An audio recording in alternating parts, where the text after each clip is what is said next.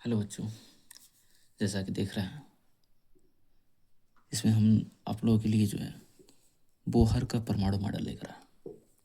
जैसे कि इसके पहले हमने देखा था कि रदरफोर्ड ने अपना परमाणु मॉडल दिया और किस तरह से अपना प्रयोग किया और उसमें कुछ कमियां रह गई थी। उस कमियों को इन्होंने किस तरह से दूर किया, तो आइए देखते हैं इन्होंने क्या किया।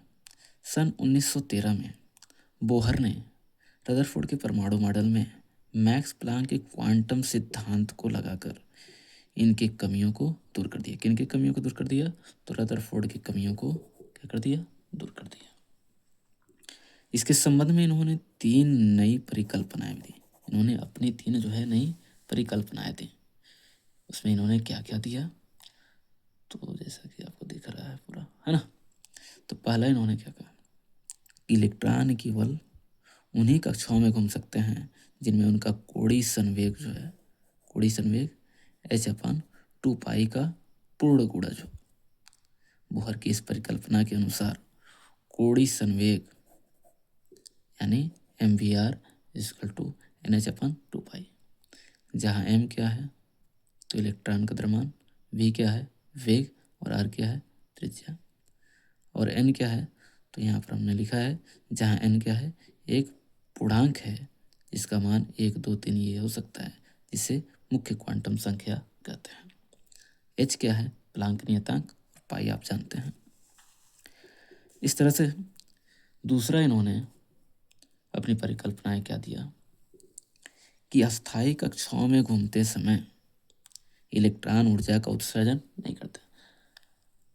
जैसे कि रदरफोर्ड ने क्या कहा था कि अस्थायी जब इलेक्ट्रॉन घूमते हैं भाई परमाणु नाभिक के चारों तरफ घूमते हैं तो घूमते घूमते क्या करते हैं, ऊर्जा का उत्सर्जन होता रहता है और वो अंततः क्या होता है नाभिक में आकर गिर जाते हैं। उसको इन्होंने सही क्या किया कि अस्थायी कक्षाओं में घूमते समय इलेक्ट्रॉन ऊर्जा का उत्सर्जन नहीं करता, तब परमाणु का अस्थायित्व क्या होता है बना रहता है। फाइनली इन्होंने तीसरा अपनी परिकल्पना क्या दिया, है ना, कि जब परमाणु को किसी कारणवश बाहर से ऊर्जा मिलती है तो उसका कोई इलेक्ट्रॉन अपनी निश्चित कक्षा को छोड़कर किसी ऊंची कक्षा में चला जाता है।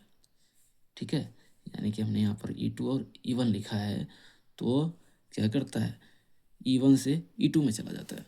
ठीक है, क्या होता है E1 से E2 में चला जाता है।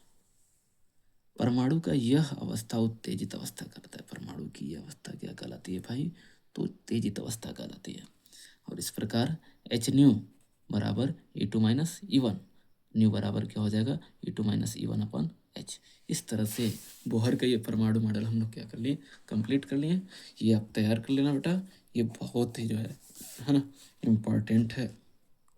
ठीक है, तो ये आप तैयार कर लीजिए, तो ये भी अगर आएगा तो आपको 5 नंबर देकर जाएगा। ओके, तो आई होप आपको पूरा समझ में आया होगा।